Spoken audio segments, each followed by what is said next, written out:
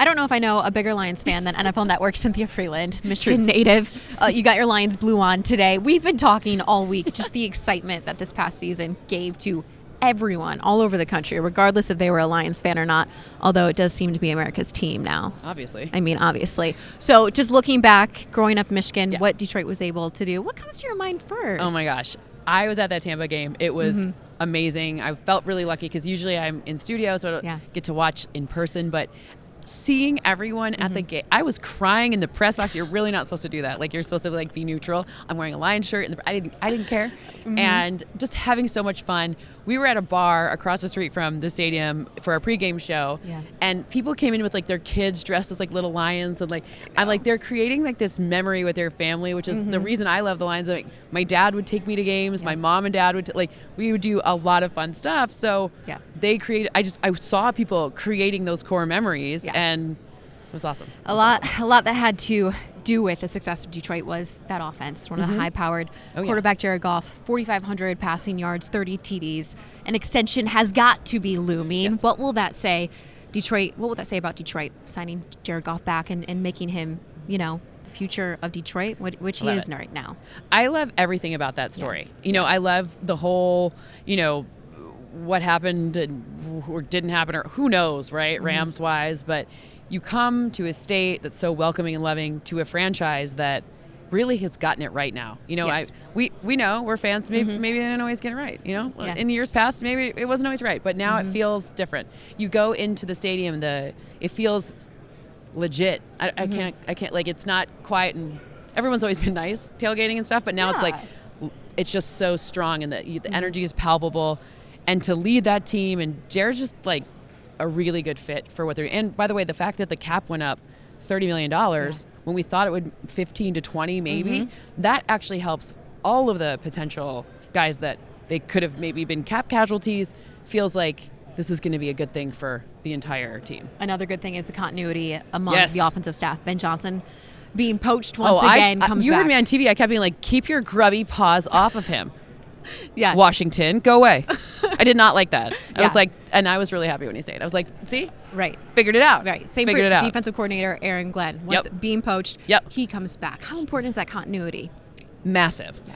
I mean, if you look at the Chiefs, who just completed the first back-to-back since old Patriots back in like 2001 or 2002, you're seeing that there's a lot of the same players, especially O-linemen. I mean, the Lions had one of maybe number 2 O-line in the entire league this season.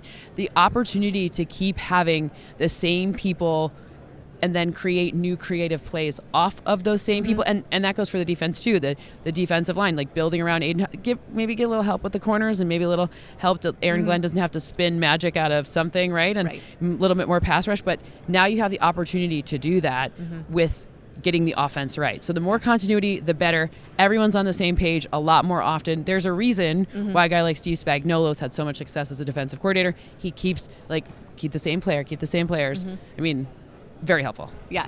No, but they couldn't beat the Lions week 1. I'm just we were waiting for the rematch. We all wanted the rematch. Okay? America wanted the rematch. America deserved that rematch. America deserved that rematch. Detroit, not the sexiest draft pick. They're selecting 29th overall, which is a good thing. You know what? I'm going to be honest with you. That's actually very sexy. It means it was a good year. Right. Correct. Right. I'm sick of picking 3. I'm done with that.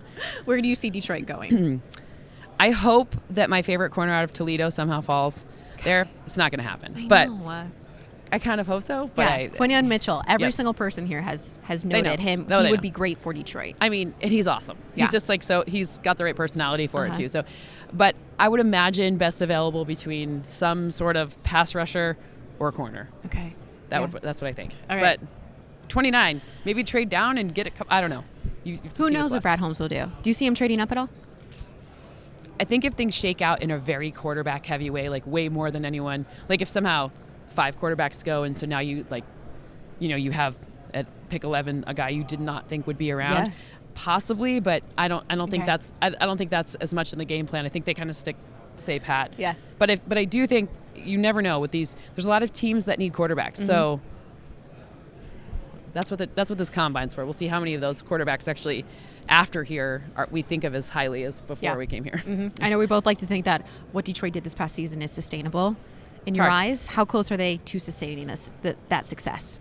I mean, there's a lot of things like Jordan Love got really good this year. Sucks. I mean, I love him. It's not Detroit. It's Detroit Lions, okay? I'm a Lions fan. Yeah. As a fan, that sucks. Yeah. But it's hard to win in this league, just period, full stop, right? Like, there's a reason why teams can go from best to worst. Parity is the best part of it. We have the hardest schedule in the NFC North now because our 3 unique games are against the number 1 opponents of our 3 unique, conference people. So it's hard, but I still think it's going to be like, if you would have told me, I think they maybe exceeded expectations this year because I thought maybe ahead of the season we were 2 years away, right? So I think we're still in good shape. Okay. Still in good shape. Okay, so Still maybe a little corner help, secondary. Perfect. That's it. You heard it first from Cynthia.